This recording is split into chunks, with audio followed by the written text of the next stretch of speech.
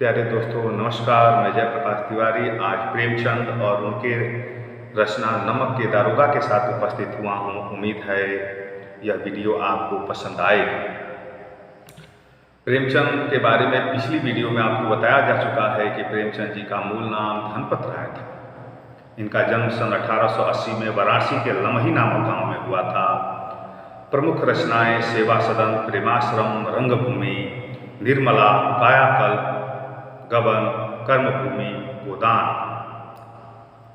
और इनकी मृत्यु सन 1936 में हुई थी, लम्ही में ही हुई थी। प्रेमचंद हिंदी कथा साहित्य के शिखर पुरुष माने जाते हैं।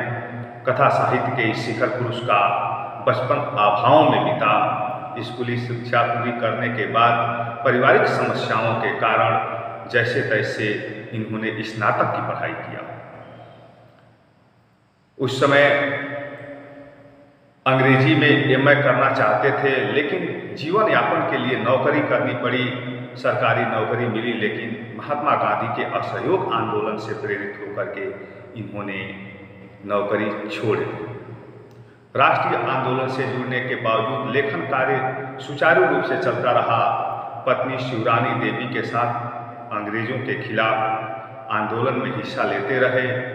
उनके जीवन का राजनीतिक संघर्ष उनकी रचनाओं में सामाजिक संघर्ष बनकर सामने आया, जिसमें जीवन का यथार्थ और आदर्श दोनों थे। मूलतः ये राइटर अपने उपन्यासकारों और अपनी कहानियों के द्वारा इस जगत में विख्यात हुए। हिंदी साहित्य के इतिहास में कहानी और उपन्यास की विधा के विकास का काल विभाजन प्रेमचंद को जाता है। प्रेमचंद पूर्व युग हैं। वस्तुतः प्रेमचंद ही पहले रचनाकार हैं जिन्होंने कहानी और उपन्यास की विधा को कल्पना और रोमानियत के धुंधले से निकल करके यथार्थ के ठोस जमीन पर प्रतिष्ठित किया। यथार्थ की जमीन से जोड़कर किस्सा गोई तक सीमित रहकर पढ़ाने की परंपरा से भी जुड़ी। इसमें उनकी हिंदुस्तानी, हिंदी, उर्दू मिश्रित भाषा का विशेष योगदान रहा। उनके यहाँ हिंदुस्तानी भाषा अपने पूरे ठाट बाट और जातीय स्वरूप के साथ आई। उनका आरंभिक कथा साहित्य कल्पना, संजोग और रोमानिया के ताने बाने से बुना गया, लेकिन एक कथाकार के रूप में उन्होंने लगातार विकास किया और पंच परमेश्वर जैसी कहानी तथा सेवा सदन जैसे उपन्यास के साथ सामाजिक जीवन को कहानी का आधार बनाने वाली यथार्थवादी कला के अग्रदूत के रूप में सामने आए। यथार्थवाद के भीतर भी आदर्शोन्मुख यथार्थवाद में आलोचनात्मक यथार्थवाद तक की विकास यात्रा प्रेमचंद ने की। आदर्शोन्मुख यथार्थवाद स्वयं उन्हीं की घड़ी हुई संज्ञा है। यह कहानी और उपन्यास के क्षेत्र में किए गए उनके ऐसे रचनात्मक प्रयासों पर लागू होती है जो कटु यथार्थ का चित्रण करते हुए भी समस्याओं और अंतर्विरोधों को अंततः एक आदर्शवादी और मनोवांछित समाधान तक पहुंचा देती है। सेवा सदन, प्रेमाश्रम आदि उपन्यासों और पंच परमेश्वर, बड़े घर की बेटी, नमक का दारोगा आदि कहानियां ऐसी ही बाद की उनकी रचनाओं में यह आदर्शवादी प्रकृति कम होती गई है और धीरे धीरे वे ऐसी स्थिति तक पहुंचते हैं जहां कठोर वास्तविकता को प्रस्तुत करने में वे किसी तरह का समझौता नहीं करते। गोदान उपन्यास और पुरुष की रात, कफन आदि कहानियां इसके सुंदर उदाहरण दृष्टिगोचर होते हैं। यहाँ दी गई कहानी नमक का दारोगा प्रथम प्रकाशन वर्ष जिसका 1914 है, प्रेमचंद की बहुचर्चित कहानी रही, जिसे आदर्शोन्मुख यथार्थवाद के एक मुकम्मल उदाहरण के रूप में देखा जा सकता है। कहानी में ही आए हुए एक मुहावरे को ले लें तो यह धन के ऊपर धर्म की जीत की कहानी है। धन और धर्म को हम क्रमशः सद्वृत्ति और असद्वृत्ति, बुराई और अच्छाई, असत्य और सत्य इत्यादि भी कह सकते हैं।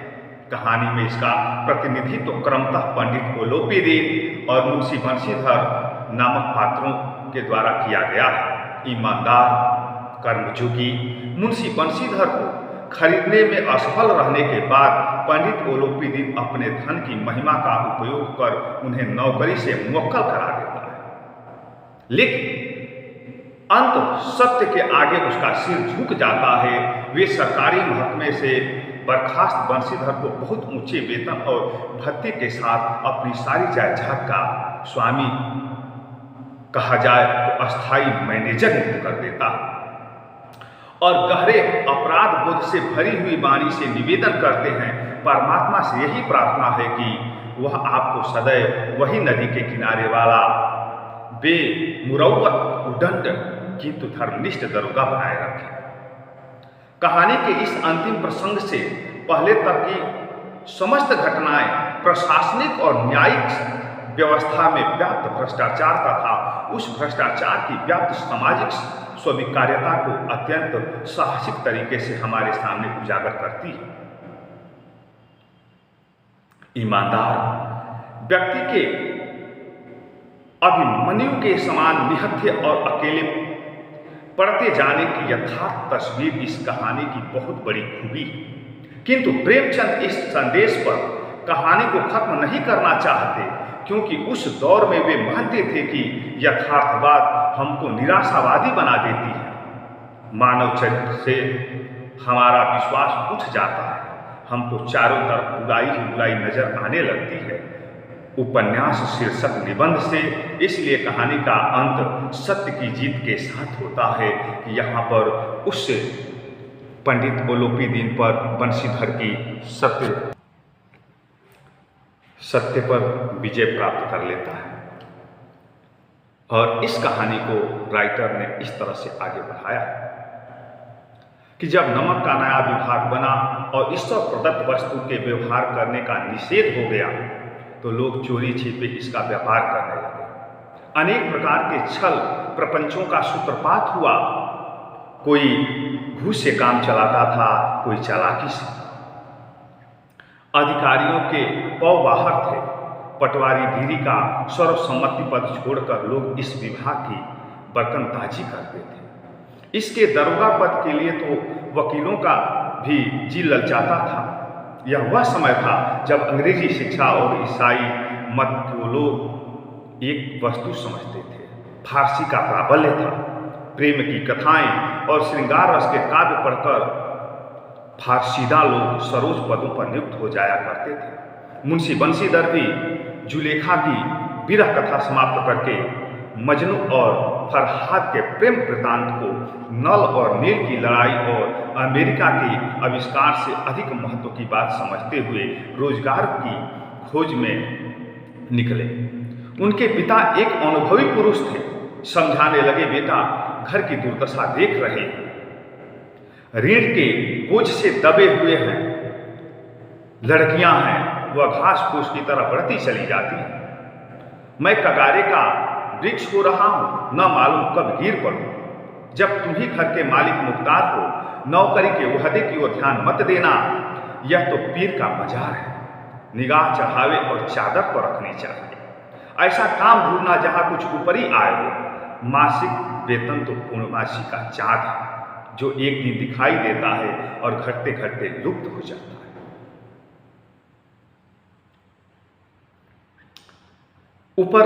ऊपरी आय बहता हुआ स्रोत है, जिसे सदैव प्यास बुझती है। वेतन मनुष्य देता है, इसी से उसमें वृद्धि नहीं होती। ऊपरी आमदनी ईश्वर देता है, इसी से उसकी बरकत होती है, वृद्धि होती है। तुम स्वयं विद्वान हो, तुम्हें क्या समझाऊं। इस विषय में विवेक की बड़ी आवश्यकता है, बुद्धि की बड़ी आवश्यकता है। मनुष्य को देखो, उसकी आवश्यकता को देखो और अवसर को देखो, उसके उपरांत जो उचित समझो कर। गरज वाले आदमी के साथ कठोरता करने में लाभ ही लाभ है, लेकिन बेगरज के को दांव पर पाना जरा कठिन है। इन बातों को निगाह में बांध लो, यह मेरी जन्म भर की कमाई है। इस उपदेश के बाद पिताजी ने आशीर्वाद दिया। बंशीधर आज्ञाकारी पुत्र थे। ये बातें ध्यान से सुनी और तब घर से चल पड़े।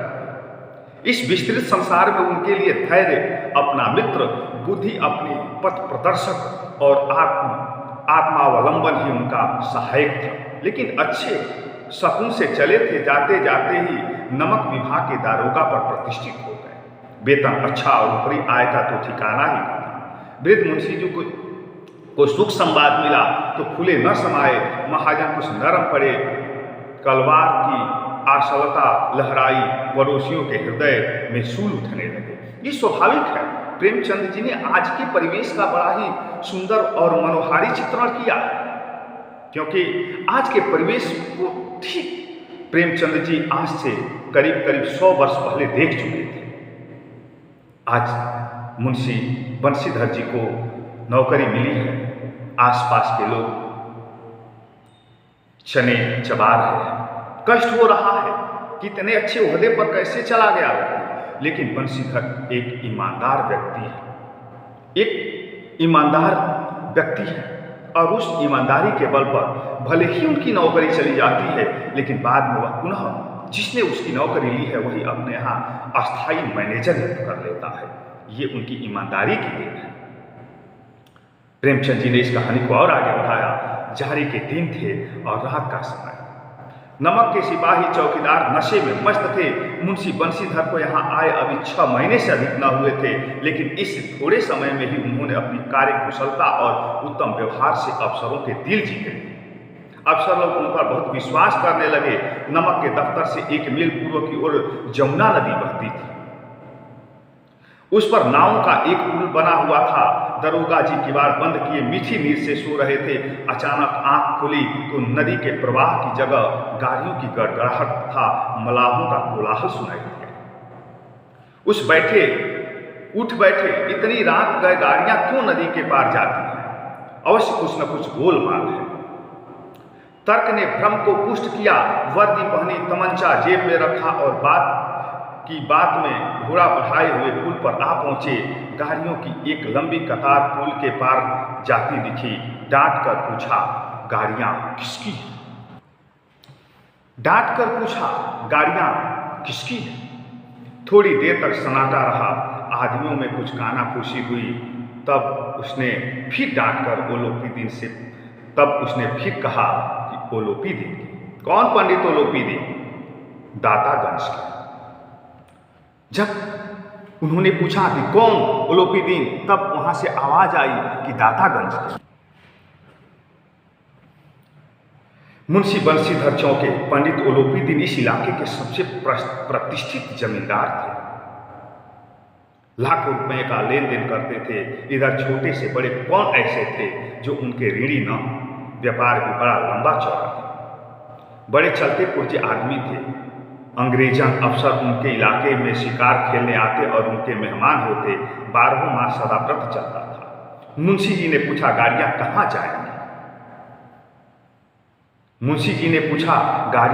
जाएंगी? उत्तर मिला, कानपुर। लेकिन इस प्रश्न पर कि इसमें क्या है, सन्नाटा छा गया। दरोगा साहब का संदेह और भी बढ़ा।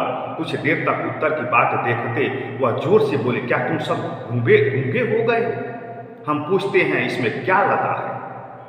जब इस बार भी कोई उत्तर न मिला तो उन्होंने घोड़े के एक गाड़ी से निकालकर पूरा टटोला। भ्रम दूर हो गया। यह नमक के ढेले थे। पंडित ओलोपी दीन अपने सजीले रथ पर सवार हुए कुछ सोते हुए जागते चले आते थे। अचानक कई गड़ीवानों ने घबराए हुए आकर जगाया और बोले, महाराज, दरोगा ने गाड़ियां रोक दी है और घाट पर खड़े आपको बुलाते हैं। पंडित ओलोपी दीन को लक्ष्मी जी पर अखंड विश्वास था। वह जानते थे कि हम नमक की गाड़ियों को पैसे के बदौलत, लक्ष्मी के बदौलत छुड़ा लेंगे, लेकिन ऐसा नहीं हुआ। वह कहा करते थे कि संसार का तो कहना ही क्या, स्वर्ग में भी लक्ष्मी का ही राज्य है। उनका यह कहना यथार्थ ही था। न्याय और नीति सब लक्ष्मी के ही तो खिलौने हैं। इन्हें वह जैसे चाहती है नचाती है। लेते ही लेते गर्व से बोलो, चलो हम आते हैं। यह कहकर पंडित जी ने बड़ी निश्चिंतता के साथ पान के बीड़े लगाकर खाए। फिर लिहाफ ओढ़े हुए दरोगा के पास आकर बोले, बाबूजी आशीर्वाद, कहिए हमसे ऐसा कौन सा अपराध हुआ है कि गाड़ियां रोक दी हैं? हम ब्राह्मणों पर तो आपकी कृपा दृष्टि रहनी चाहिए। बंशीधर रुखाई से बोले, सरकारी हो। पंडित ओलोपी दीन ने हंसकर कहा, हम सरकारी हुक्म को नहीं जानते और न सरकार को। हमारे सरकार तो आप ही हैं। हमारा और आपका तो घर का मामला है, हम कभी आपसे बाहर हो सकते हैं। आपने व्यर्थ का कष्ट उठाया। यह तो नहीं हो सकता कि इधर से जाएं और इस घाट के देवता को भेंट न चढ़ाए। मैं तो आपकी सेवा में स्वयं ही आ रहा था। बंशीधर पर ईश्वर की मोहिनी बंशी का कुछ प्रभाव न पड़ा। ईमानदारी की नई उमंग थी। कड़क कर बोले, हम उन नमक हरामों में नहीं हैं जो कौड़ियों के भाव अपना ईमान बेच देते हैं। आप इस समय हिरासत में हैं। आपका कायदे के अनुसार चालान होगा। बस मुझे अधिक बातों की फुर्सत नहीं है। जमादार बदलू सिंह, तुम इन्हें हिरासत में ले चलो, मैं हुक्म देता हूं। लेकिन सबसे बड़ी बात है कि बदलू भी जानता था कि भले ही ये मूर्खता कर रहे हैं पंडित बंशीधर जी, ये ओलोपी दिन छूट जाएंगे। वह साहस करके आगे बढ़ा, लेकिन उन्हें कैद न कर सका, उन्हें हिरासत में न ले सका। उसके अंदर इतनी सामर्थ्य नहीं थी, क्योंकि अगर सामर्थ्य थी तो एकमात्र बंशीधर था। वह ईमानदार था, इसलिए उसके अंदर साहस थी। और जो इनके साथ बदलू सिंह गया हुआ था वह ईमानदार नहीं था। वह जानता था कि लक्ष्मी के बदौलत यह पंडित ओलोपी दिन छूट जाएगा। आज पहली बार ऐसा दृश्य पंडित ओलोपी दिन के सामने उजागर हुआ, क्योंकि आज तक जो भी कार्य थे इनके पैसे के बदौलत हो जाया करते थे। इनको क्या पता कि आज लक्ष्मी भी साथ नहीं देंगे। जब ये आवाज सुने बंशीधर के मुख से कि इन्हें हिरासत में ले लो, तो ये स्तंभित हो गए, आश्चर्यचकित हो गए। इनके सामने ऐसा दृश्य कभी आया ही नहीं था। पंडित ओलोपी दिन स्तंभित हो गए। गाड़ीवानों में हलचल मच गई। पंडित जी के जीवन में कदाचित यह पहला ही अवसर था कि पंडित जी को यह ऐसी कठोर बातें सुननी पड़ी। बदलू सिंह आगे बढ़ा, किंतु रोब के मारे वह यह साहस न हुआ कि उनका हाथ पकड़ सके। पंडित जी ने धर्म और धन का ऐसा निरादर करते कभी न देखा था। विचार किया कि अभी उदंड लड़का है, माया मोह के जाल में अभी नहीं पड़ा, अल्हड़ है, झिझकता है। बहुत दीन भाव से बोले, बाबू साहब ऐसा ना करिए, हम मिट जाएंगे, इज्जत धूल में मिल जाएगी। हमारा अपमान करने से आपके हाथ क्या आएगा? हम किसी तरह आपसे बाहर थोड़े ही हैं। बंशीधर ने कठोर स्वर में फिर कहा, हम ऐसी बातें नहीं सुनना चाहते। ओलोपी दिन ने जिस सहारे को चट्टान समझ रखा था वह पैरों के नीचे से खिसकता हुआ मालूम पड़ता था। स्वाभिमान और धन ऐश्वर्य को कड़ी चोट लगी, किंतु अभी तक धन की सांख्यिक शक्ति का पूरा भरोसा था। अपने मुख्तार से बोले, लाला जी 1000 के नोट बाबू साहब को भेंट करो, आप इस समय भूखे सिंह हो रहे हैं। बंशीधर ने गर्म होकर कहा, 1000 नहीं, 1 लाख भी मुझे सच्चे मार्ग से नहीं हटा सकता। धन की इस बुद्धिहीनता, दृढ़ता और देव दुर्लभ त्याग पर मन बहुत झुझलाया और दोनों शक्तियों में संग्राम होने लगा। धन ने उछल उछल कर आक्रमण करने शुरू किए। 1 से 5, 5 से 10, 10 से 15 और 15 से 20,000 तक नौबत आ पहुंची। किंतु धर्म अलौकिक वीरता के साथ इस बहुसंख्यक सेना के सम्मुख अकेला पर्वत की भांति अटल और विचलित खड़ा था। ओलोपी दिन निराश होकर बोले, अब इससे अधिक मेरा साहस नहीं है, आगे आपको अधिकार है। बंशीधर ने अपने जमादार को ललकारा। बदलू सिंह मन में दरोगा जी को गालियां देता हुआ पंडित ओलोपी दिन की ओर बढ़ा। पंडित जी घबराकर 2-3 कदम पीछे हट गए। अत्यंत दीनता से बोले, बाबू साहब ईश्वर के लिए मुझ पर दया कीजिए, मैं 25,000 तक निपटारा करने को तैयार हूं। बात असंभव बात है। 30,000 पर किसी तरह भी संभव नहीं है। क्या 40,000 पर भी नहीं? 40,000 नहीं, 40 लाख पर भी असंभव है। बदलू सिंह, इस आदमी को अभी हिरासत में ले लो, अब मैं एक शब्द नहीं सुनना चाहता। धर्म ने धन पर पैरों तले कुचल डाला। ओलोपी दिन ने एक हिष्ट पुष्ट मनुष्य को हथकड़िया लिए हुए अपनी तरफ आते देखा। चारों ओर निराश और कातर दृष्टि से देखने लगे। इसके बाद एकाएक मूर्छित होकर के जमीन पर गिर गए। इसके बाद की कहानी अगले वीडियो में हम लेकर प्रस्तुत होंगे। नमस्कार, जय हिंद, वंदे मातरम।